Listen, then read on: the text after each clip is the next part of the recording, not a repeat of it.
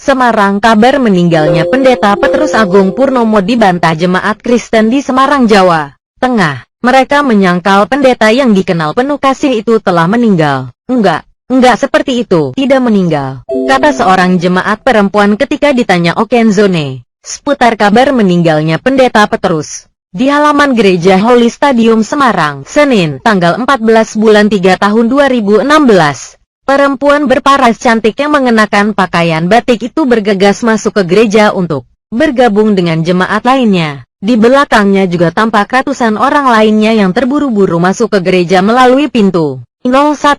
Sekadar diketahui, Pendeta Petrus Agung Purnomo dikabarkan meninggal dunia di Semarang pada pukul 23 malam tadi. Pendeta Petrus merupakan salah satu tokoh pendeta di tanah air. Pendeta berumur 52 tahun ini dikenal banyak memberikan kasih kepada banyak orang, sehingga kabar meninggalnya Pendeta Petrus cukup mengagetkan para jemaat. Berita Petrus Agung meninggal menyeruak. Petrus Agung Purnomo adalah salah satu pendeta besar di Semarang, Jawa Tengah. Berita meninggalnya Pendeta Petrus Agung dikabarkan meninggal dunia jam 11 malam atau pukul 23. Walaupun belum ada konfirmasi resmi dari pihak JKI Injil Kerajaan, gereja di mana Petrus Agung menjabat sebagai gembala, juga keluarga, namun berita Petrus Agung meninggal dunia sudah meluas. Kita dapat kabar meninggal karena serangan jantung, kata sumber Okenzone di PSMT Jawa Tengah yang enggan disebut namanya. Senin, tanggal 14 bulan 3 tahun 2016.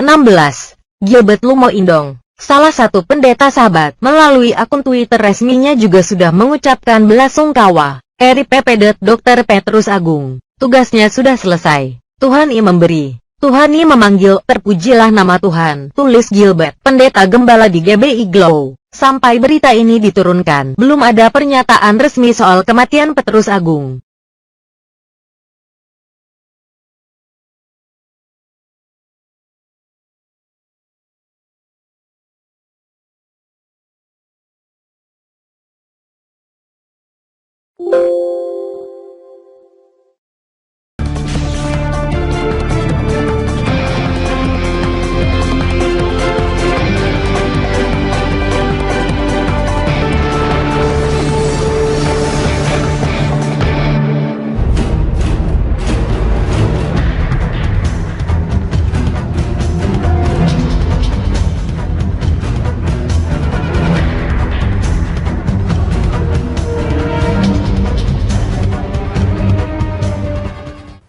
Basuki Cahayapurnama atau Ahok memutuskan berlaga di Pilkada 2017 melalui jalur perseorangan.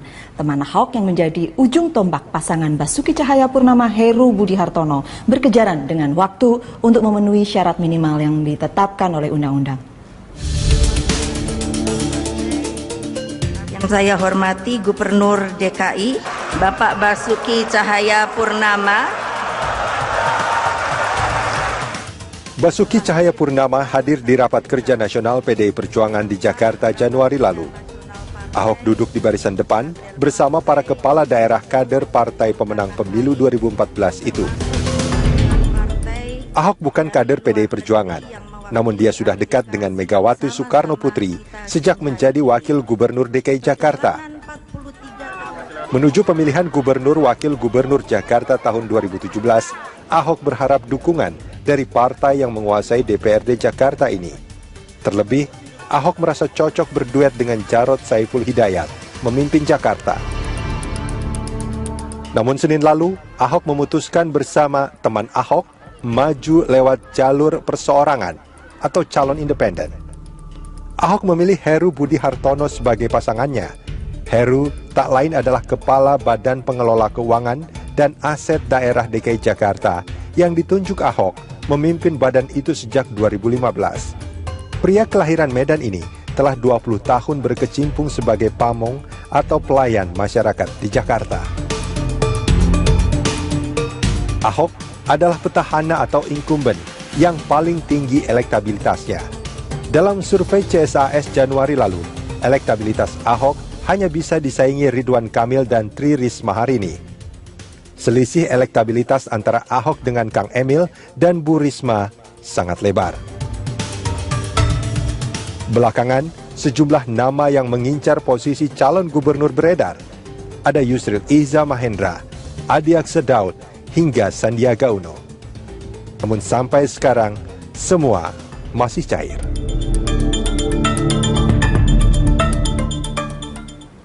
Selamat berjumpa kembali dalam The Headlines, dan topik kita kali ini adalah Ahok maju melalui jalur perseorangan. Kami sudah mengundang Andreas Pereira, salah satu ketua DPP PDI Perjuangan, lalu ada Taufik Basari, ketua DPP Partai Nasdem, dan di sebelah kiri saya ada Gun Gun Haryanto, peneliti politik dari Universitas Islam Negeri Syarif Hidayatullah, serta Bambang Harimurti, wartawan senior Tempo. Bapak-bapak, terima kasih sudah hadir di The Headlines. Sebelum kita mulai, saya mau konfirmasi pendek.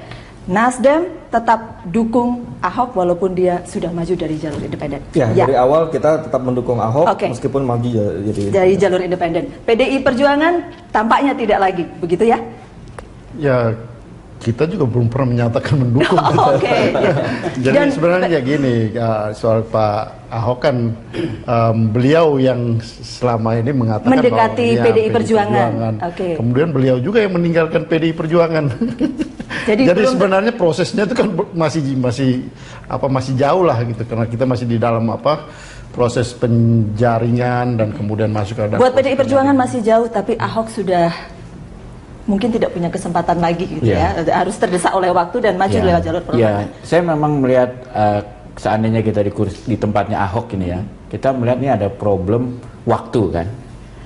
Sementara dari PDIP, Ibu Mega kan ingin PDIP itu ikut prosedur, jadi ini harus diputuskan oleh Ketua PDIP DKI gitu kan.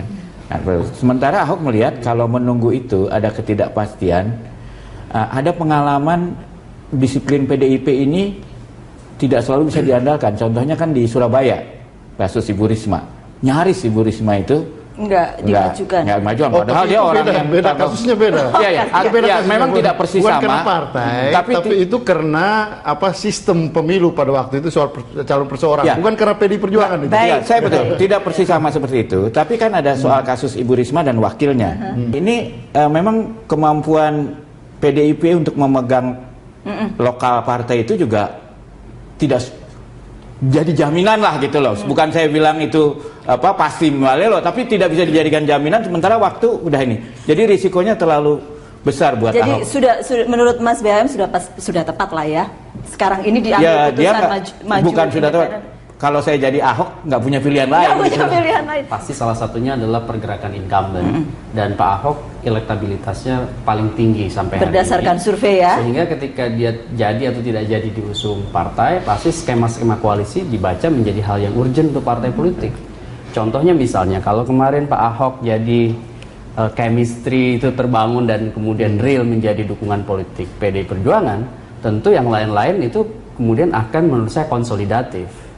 Konsolidatif pada paling tidak minimum-minimumnya 2 skema koalisi.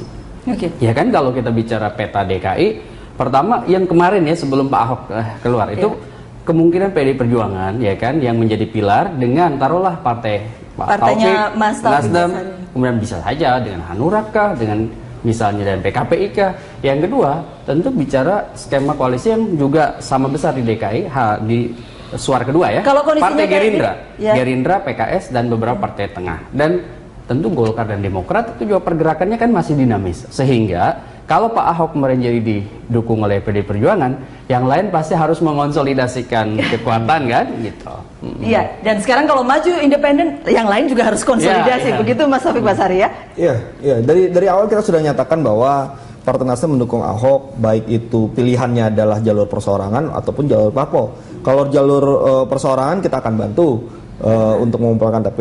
Kalau misalnya jalur parpol kita akan ajak partai-partai lain. Nah, tapi sejauh ini sepertinya akan maju untuk jalur perseorangan atau independen. Itu kenapa kemudian sekarang Nasdem kerja sama-sama teman Ahok begitu Isa? Ya, begini, bahkan sebelum akhirnya memutuskan Pak Heru menjadi calon wakil dan mengarah pada independen, kita pun sudah memulai membantu mengumpulkan KTP itu. Jadi sebelum memutuskan apakah independen ataupun parpol, kita sudah mulai. Kenapa? Karena buat kita penting juga untuk berkoalisi dengan rakyat, gitu ya. Koalisi ini kan tidak hanya harus dibangun dengan partai politik saja, nah, tapi dengan pemilih yang rasional, sudah ada inisiatif-inisiatif sendiri dari masyarakat.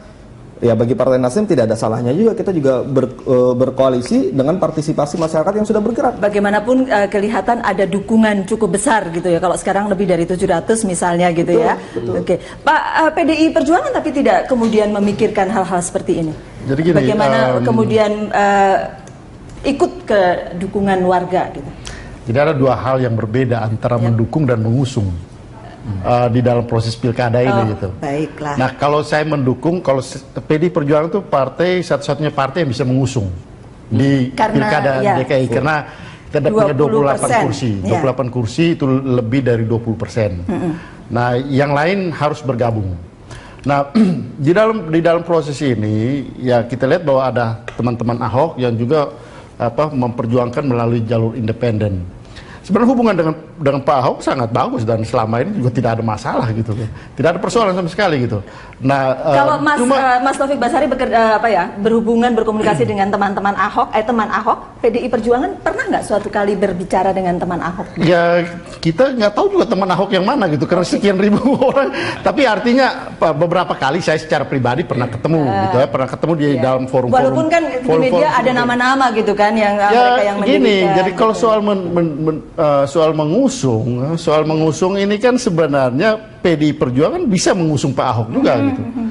Karena dengan 28 kursi tadi bersama dengan kalau teman-teman Ahok mau menjadi juga memberikan dukungan bisa. Cuma mereka menghendaki mereka yang mengusung. Mereka yang mengusung, artinya teman Ahok yang mengusung. Partai cukup mendukung gitu. Ini dua hal yang berbeda gitu. Jadi partai ikut mendukung, teman Ahok yang mengusung. Nah, sehingga kemudian ya kalau memang situasi dan Pak Ahok memilih yang itu. Itu makanya kemudian masuk jalur independen gitu ya. Jadi itu dua hal yang berbeda. Ya, kalau saya sih melihat nih yang cerdas nih Pak Surya Paloh atau Nasdem sebetulnya. Karena begini, dengan suara yang kemarin terkumpul aja 500 berapa ribu, 700 sekian, tidak ada satupun partai di DKI yang berhasil meraih suara sebanyak itu. Ya, jadi artinya Ahok ini akan menjadi. Jangan salah loh, banyak anak-anak dari teman saya yang PDI Perjuangan tuh juga temannya Ahok. Ketika situasi seperti ini mereka berubah juga. Ya, nggak apa-apa. Tapi maksud saya gini, bahwa jumlah kita kumpulkan nih, kita cek setiap partai yang ada di DKI. Tidak ada suaranya yang melebihi suara yang dikumpulkan temannya Ahok. Artinya kalau dia temannya Ahok itu satu partai, dia sudah unggul di DKI ini. Iya kan? Tapi karena dia bukan partai, maka saya duga kalau sebagian suara ini bisa jadi ladangnya Nasdem. Jadi kalau Ahok ini berhasil di pemilu berikutnya, saya tidak heran kalau Nasdem menjadi partai pemenang di DKI. Dan ini sudah terbukti di India. Di India itu ada namanya partai orang biasa, ya, partai orang India yang semangatnya dari anti korupsi aja. Memang dia secara untuk mengumpulkan KTP. Kalau misalnya jalur parpol, kita akan ajak partai-partai lain.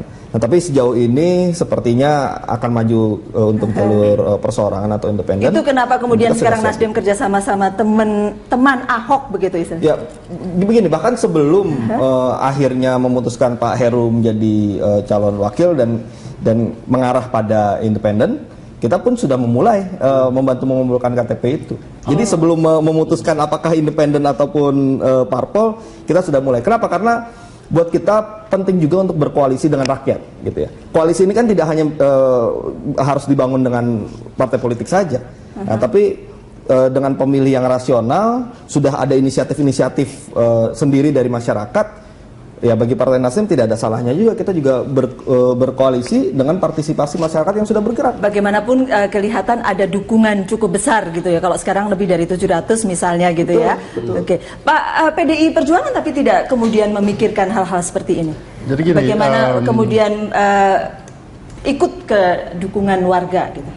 Jadi ada dua hal yang berbeda antara mendukung dan mengusung. Di dalam proses pilkada ini gitu. Baiklah. Nah, kalau saya mendukung, kalau PDI Perjuangan itu partai satunya partai yang bisa mengusung di pilkada DKI karena kita punya 28 kursi. 28 kursi itu lebih dari 20%. Nah, yang lain harus bergabung. Nah, di dalam proses ini ya kita lihat bahwa ada teman-teman Ahok yang juga memperjuangkan melalui jalur independen. sebenarnya hubungan dengan Pak Ahok sangat bagus dan selama ini juga tidak ada masalah gitu, tidak ada persoalan sama sekali gitu. Nah, kalau Mas Taufik Basari berhubungan berkomunikasi dengan teman-teman Ahok, teman Ahok, PDI Perjuangan pernah nggak suatu kali berbicara dengan teman Ahok? Ya kita nggak tahu juga teman Ahok yang mana gitu, karena sekian ribu orang. Tapi artinya beberapa kali saya secara pribadi pernah ketemu gitu ya, pernah ketemu di dalam forum-forum. Walaupun kan di media ada nama-nama gitu kan yang mereka yang gini, jadi kalau gitu. soal mengusung ini kan sebenarnya PDI Perjuangan bisa mengusung Pak Ahok juga gitu. Semarang, kabar meninggalnya Pendeta Petrus Agung Purnomo dibantah jemaat Kristen di Semarang, Jawa Tengah. Mereka menyangkal pendeta yang dikenal penuh kasih itu telah meninggal. Enggak seperti itu, tidak meninggal, kata seorang jemaat perempuan ketika ditanya Okenzone seputar kabar meninggalnya Pendeta Petrus. Di halaman Gereja Holy Stadium Semarang, Senin, tanggal 14 bulan 3 tahun 2016, perempuan berparas cantik yang mengenakan pakaian batik itu bergegas masuk ke gereja untuk bergabung dengan jemaat lainnya. Di belakangnya juga tampak ratusan orang lainnya yang terburu-buru masuk ke gereja melalui pintu 01. Sekadar diketahui, Pendeta Petrus Agung Purnomo dikabarkan meninggal dunia di Semarang pada pukul 23 malam tadi. Pendeta Petrus merupakan salah satu tokoh pendeta di tanah air. Pendeta berumur 52 tahun ini dikenal banyak memberikan kasih kepada banyak orang, sehingga kabar meninggalnya Pendeta Petrus cukup mengagetkan para jemaat. Berita Petrus Agung meninggal menyeruak. Petrus Agung Purnomo adalah salah satu pendeta besar di Semarang, Jawa Tengah. Berita meninggalnya Pendeta Petrus Agung dikabarkan meninggal dunia jam 11 malam atau pukul 23. Walaupun belum ada konfirmasi resmi dari pihak JKI Injil Kerajaan, gereja di mana Petrus Agung menjabat sebagai gembala, juga keluarga, namun berita Petrus Agung meninggal dunia sudah meluas. Kita dapat kabar meninggal karena serangan jantung, kata sumber Okenzone di PSMT Jawa Tengah yang enggan disebut namanya. Senin, tanggal 14 bulan 3 tahun 2016, Gilbert Lumo Indong, salah satu pendeta Sahabat, melalui akun Twitter resminya juga sudah mengucapkan belasungkawa. RIP Dr. Petrus Agung, tugasnya sudah selesai. Tuhan yang memberi, Tuhan yang memanggil, terpujilah nama Tuhan, tulis Gilbert, pendeta gembala di GBI Glow. Sampai berita ini diturunkan, belum ada pernyataan resmi soal kematian Petrus Agung.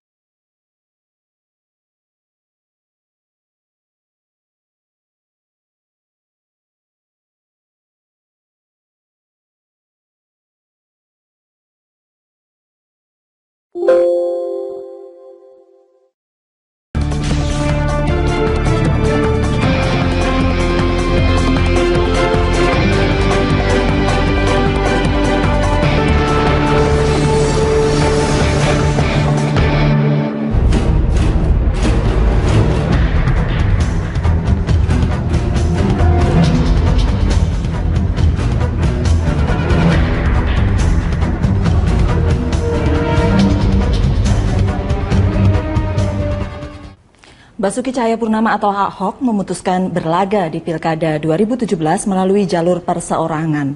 Teman Ahok yang menjadi ujung tombak pasangan Basuki Cahayapurnama Heru Budi Hartono berkejaran dengan waktu untuk memenuhi syarat minimal yang ditetapkan oleh undang-undang.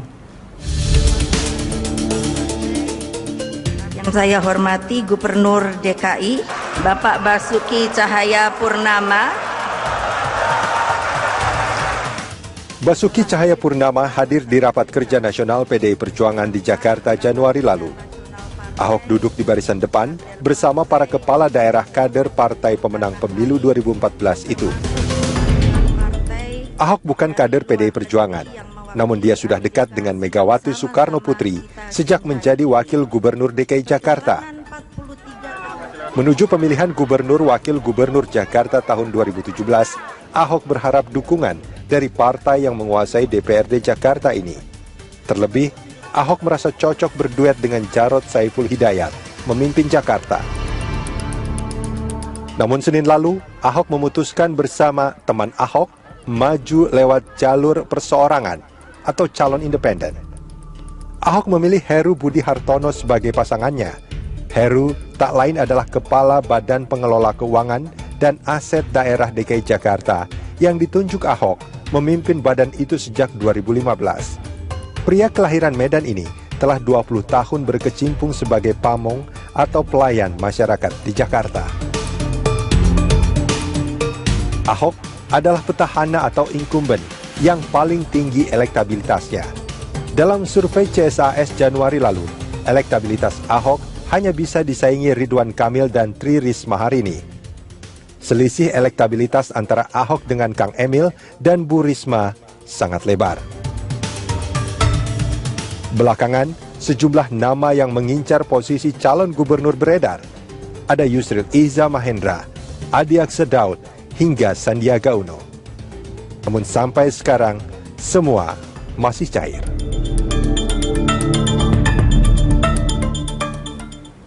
Selamat berjumpa kembali dalam The Headlines dan topik kita kali ini adalah Ahok maju melalui jalur perseorangan. Kami sudah mengundang Andreas Pereira, salah satu ketua DPP PDI Perjuangan. Lalu ada Taufik Basari, ketua DPP Partai Nasdem. Dan di sebelah kiri saya ada Gun Gun Haryanto, peneliti politik dari Universitas Islam Negeri Syarif Hidayatullah. Serta Bambang Harimurti, wartawan senior Tempo. Bapak-bapak terima kasih sudah hadir di The Headlines. Sebelum kita mulai, saya mau konfirmasi pendek. Nasdem tetap dukung Ahok walaupun dia sudah maju dari jalur independen. Ya, dari awal kita tetap mendukung Ahok meskipun maju dari jalur independen. PDI Perjuangan tampaknya tidak lagi, begitu ya? Ya, kita juga belum pernah menyatakan mendukung.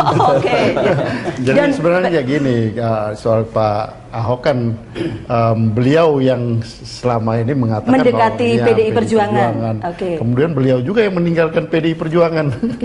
Jadi sebenarnya prosesnya itu kan masih jauh lah gitu, karena kita masih di dalam proses penjaringan dan kemudian masuk ke dalam. Buat PDI Perjuangan masih jauh, tapi Ahok sudah mungkin tidak punya kesempatan lagi gitu ya, harus terdesak oleh waktu dan maju lewat jalur perubahan. Saya memang melihat seandainya kita di tempatnya Ahok ini ya, kita melihat ini ada problem waktu kan. Sementara dari PDIP, Ibu Mega kan ingin PDIP itu ikut prosedur, jadi ini harus diputuskan oleh Ketua PDIP DKI gitu kan. Nah, sementara Ahok melihat kalau menunggu itu ada ketidakpastian, ada pengalaman disiplin PDIP ini tidak selalu bisa diandalkan. Contohnya kan di Surabaya, kasus Ibu Risma, nyaris Ibu Risma itu Enggak dimajukan. Padahal dia orang yang beda, kasusnya beda. Memang tidak persis bukan sama. Karena partai, tapi itu karena sistem pemilu pada waktu itu soal calon perseorangan, bukan karena PDI Perjuangan itu. Ya, saya betul, tidak persis sama seperti itu. Tapi kan ada soal kasus Ibu Risma dan wakilnya. Ini memang kemampuan PDIP untuk memegang lokal partai itu juga tidak jadi jaminan lah gitu loh. Bukan saya bilang itu pasti loh, tapi tidak bisa dijadikan jaminan sementara waktu udah ini. Jadi risikonya terlalu besar buat Ahok. Jadi sudah menurut Mas BM sudah tepat lah ya. Sekarang ini diambil putusan maju. Bukan sudah tepat. Kalau saya jadi Ahok nggak punya pilihan lain. Pasti salah satunya adalah pergerakan incumbent dan Pak Ahok elektabilitasnya paling tinggi sampai hari ini. Berdasarkan survei ya. Sehingga ketika dia jadi atau tidak jadi diusung partai, pasti skema-skema koalisi dibaca menjadi hal yang urgent untuk partai politik. Contohnya misalnya kalau kemarin Pak Ahok jadi chemistry itu terbangun dan kemudian real menjadi dukungan politik PDI Perjuangan, tentu yang lain-lain itu kemudian akan menurut saya konsolidatif. Konsolidatif pada paling tidak minimum-minimumnya 2 skema koalisi. Ya kan, kalau kita bicara peta DKI, pertama yang kemarin ya sebelum Pak Ahok keluar itu kemungkinan PDI Perjuangan ya kan yang menjadi pilar dengan taruhlah partainya Mas Taufik Nasdem, kemudian bisa saja dengan Hanura kah, dengan misalnya dan PKPI kah. Yang kedua tentu bicara skema koalisi yang juga sama besar di DKI di suara kedua ya. Kalau Partai Gerindra, PKS dan beberapa partai tengah. Dan tentu Golkar dan Demokrat itu juga pergerakannya kan masih dinamis. Sehingga kalau Pak Ahok kemarin jadi didukung oleh PDI Perjuangan, yang lain pasti harus mengonsolidasikan kekuatan kan gitu. Iya, dan sekarang kalau maju independen, yang lain juga harus konsolidasi. Begitu Mas Taufik Basari ya? Iya. Dari awal kita sudah nyatakan bahwa Partai Nasdem mendukung Ahok, baik itu pilihannya adalah jalur perseorangan ataupun jalur parpol.